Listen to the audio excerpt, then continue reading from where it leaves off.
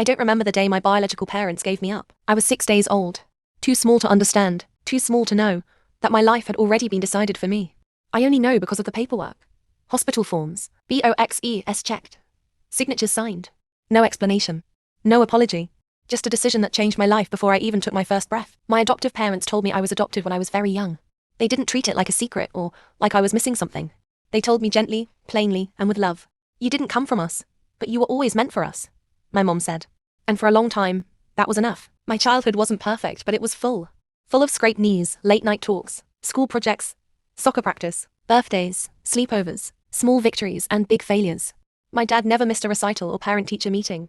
He clapped louder than anyone else, smiled brighter than anyone else, and never once reminded me that I wasn't biologically his.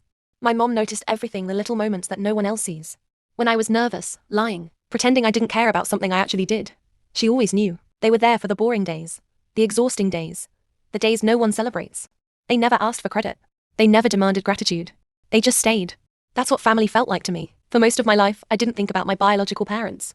People assume adoption leaves a constant hole, but for me, it didn't. So I asked. My adoptive parents didn't hesitate. If you want to meet them, my dad said, we'll support you. That sentence told me everything. They weren't afraid of being replaced. They weren't worried that I would love someone else more.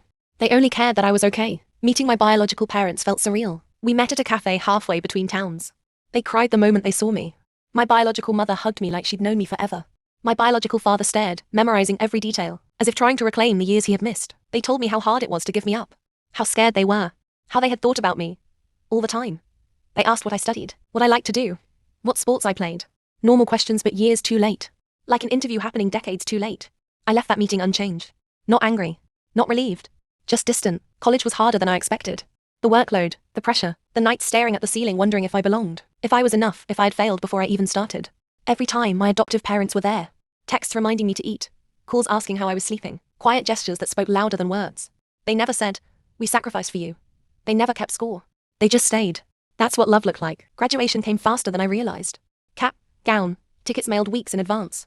I gave my adoptive parents the first tickets without thinking. When my biological parents heard about it, they asked if they could attend. I hesitated, not because I didn't want them there, but because something about the request felt heavy. Still, I said yes. Graduation day was overwhelming. Crowds of families, balloons, cameras, cheers. Pride filled the air like electricity. I saw my adoptive parents immediately. My mom was crying. My dad smiled like he was trying not to laugh and cry at the same time. Then I saw them. My biological parents. Hand in hand. Tears streaming down their faces. They rushed toward me, hugged me tightly. People smiled. Some said, you must be so proud. I didn't correct them. I smiled for the photos.